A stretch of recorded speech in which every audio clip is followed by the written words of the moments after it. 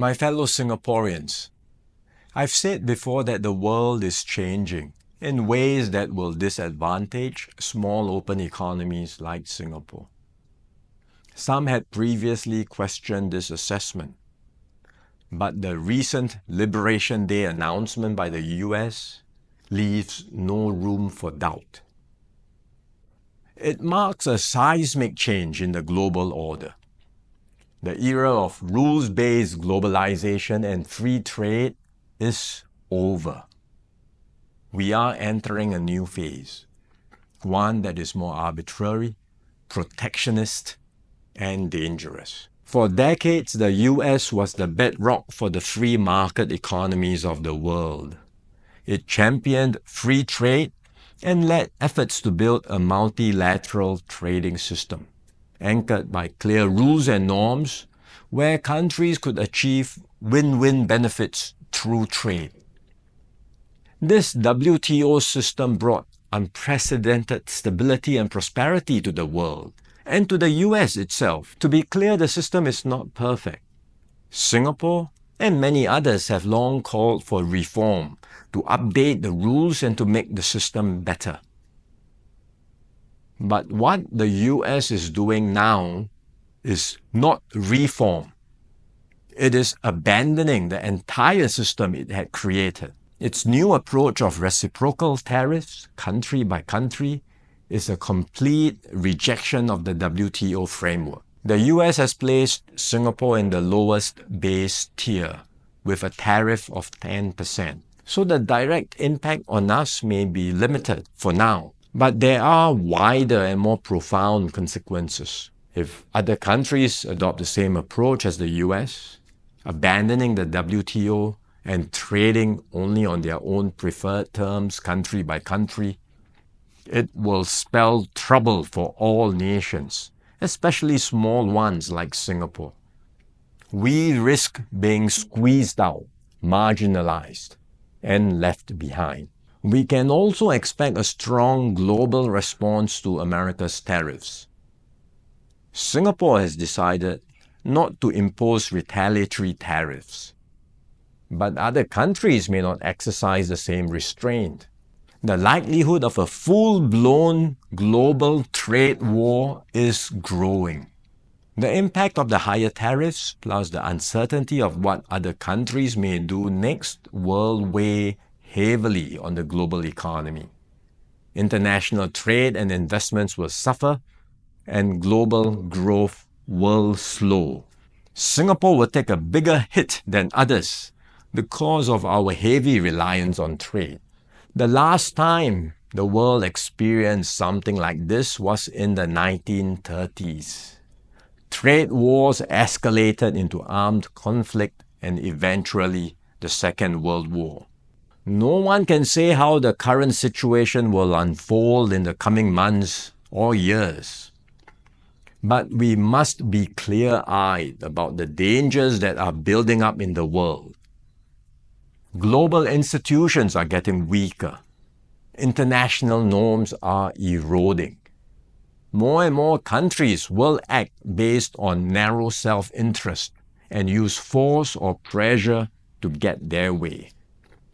This is the harsh reality of our world today. We will stay vigilant. We will build up our capabilities. We will strengthen our network of partnerships with like-minded countries. We are more ready than many other countries with our reserves, our cohesion, and our resolve. But we must brace ourselves for more shocks to come. The global calm and stability we once knew will not return anytime soon. We cannot expect that the rules which protected small states will still hold. I'm sharing this with you so that we can all be mentally prepared, so that we will not be caught off guard. Let us not be lulled into complacency. The risks are real and the stakes are high. The road ahead will be harder.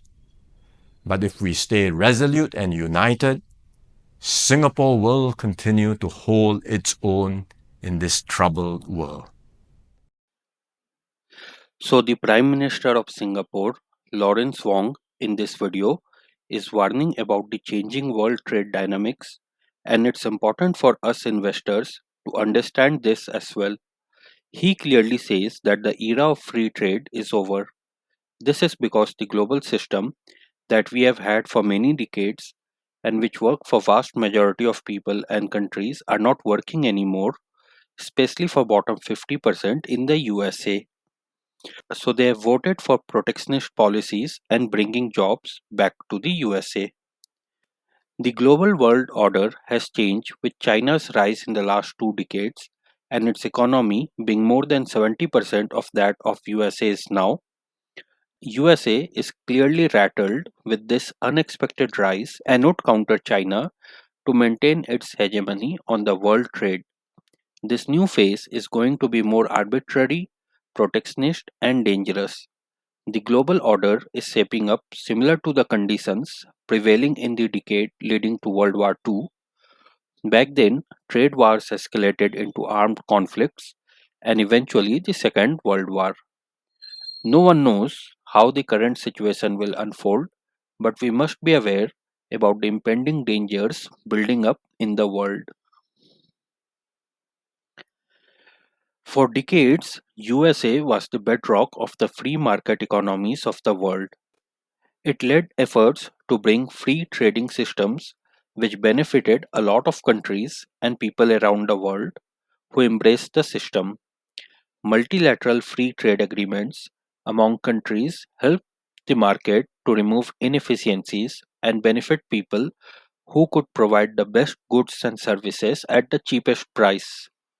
This system promoted merit based order and large scale global peace and prosperity. Barack Obama, about 10 years ago, said, and I remember this from TV, that the last 70 80 years after World War II has been the first time in world's history that we haven't had large scale war for this long. And that peace was the reason that the capitalist American companies can go around and manufacture stuff in communist China for a fraction of the cost that would cost in America. This system was good for companies and investors, but unfortunately, not for Americans who lost jobs to their Chinese counterparts. Though not as bad as in Germany after World War I, at least not yet, but the standard of living has certainly been declining in the USA post the 2008 recession, and bottom 50% no longer has a positive future outlook. One just needs to walk on the streets of a couple of leading American cities to see the declining prosperity of the nation, but the blame for that goes squarely to the American people and politicians.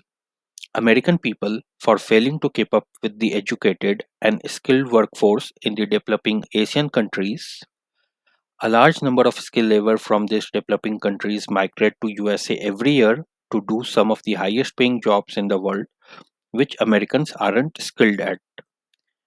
Their politicians have also failed A to implement better education policies which has higher standard and affordable for all, and B by printing money like there's no tomorrow, and especially when that money trickles down to Chinese workers and not American workers.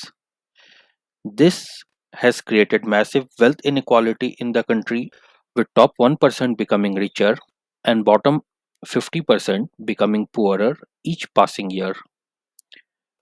When the rich and elites of a democratic country loses all touch with the majority of the working class problems, they will encounter the working class voting for their own short-term benefits and protectionist policies.